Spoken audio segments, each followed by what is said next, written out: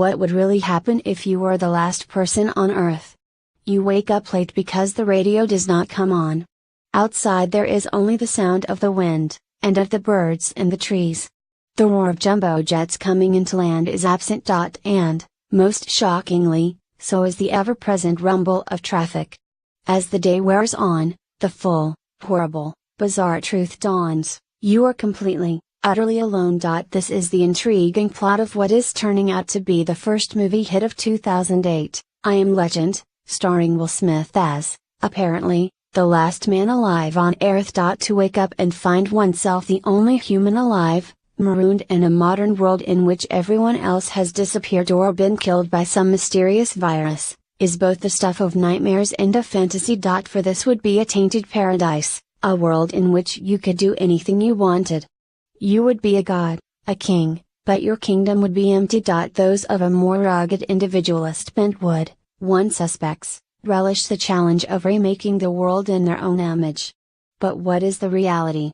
How long would the average person survive if they woke up to find themselves the only human being left on the planet?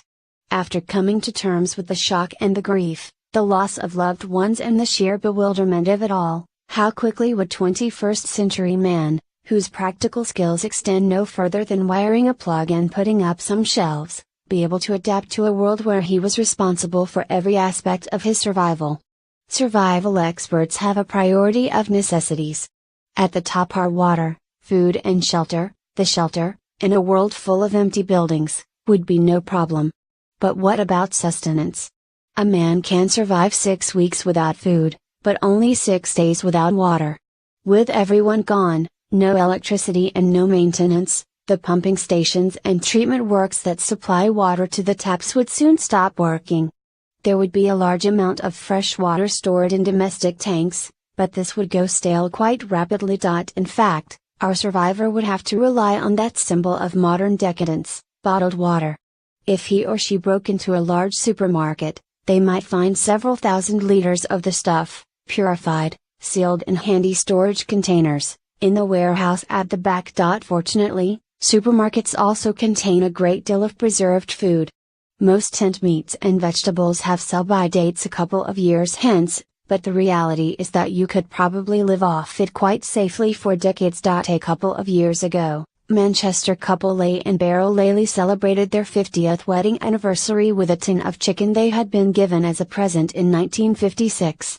It was fine. So, food and drink would not be a problem, although fresh food would be off the menu after a few days, unless our survivor could grow and gather crops and fish or hunt, which would be problematic for most of us. Fishing rods are easy to come by, but how quickly could you lay your hands on a rifle or shotgun, for instance? And as weeks turn into months, and months into years, there would be other problems. It would be a good idea to get out of the cities, for example. In the book The World Without Us, published last year, author Alan Weisman speculated what would happen if Earth's most invasive species, us, was suddenly wiped out. It wouldn't take long, he pointed out, for the works of man to start crumbling. Of course, some of our buildings would last a great length of time.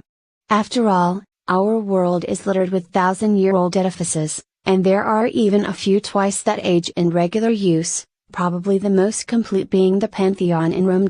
But few of our structures have been built to Roman standards. Without regular maintenance and subject to the ravages of rain, frost and heat, most of Britain's often shoddy housing stock would start to crumble and become dangerous within a decade or so. Roofs would lose their tiles, eaves would lift and walls would absorb moisture, woodwork would rot and everywhere vegetation would push its way through concrete and asphalt. In the long term, our survivor would have to choose a solid, stone building dating back a century or more. There would be another, ever-present threat to our solitary urbanite, fire.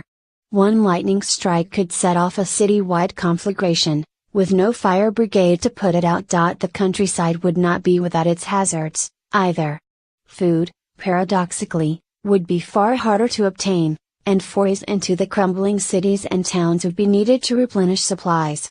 Some areas of rural Britain would be worth avoiding, not least because a potent threat to our survivor would come from Britain's 24 or so remaining nuclear reactors, mostly dotted around the northern and eastern coasts. If their staff vanished, and as backup power supplies failed, a real danger would be that one or more would go into meltdown as cooling pumps failed. The equivalent of several Chernobyls could render big areas of the country uninhabitable. With prevailing winds as they are, it would perhaps be best to head for the westernmost parts of the country or even try to escape Britain altogether. Assuming our survivor avoided this radiation fallout, hygiene would be an issue. If he chose to remain in the city, he would find the lack of main sewage and drainage a problem after only a few days, as the pumping stations failed, while rivers would probably be too polluted to bathe in. The only hot water would come from a stove, and washing oneself and one's clothes would be a chore. Fortunately, the world's shops are full of many lifetimes worth of clean clothing. As for our survivors' health, the lack of any other people to spread infectious diseases would be a blessing, but the risk of accidents would be a constant worry. Even a broken limb could quickly prove fatal if the injury was not dealt with correctly. What about transport?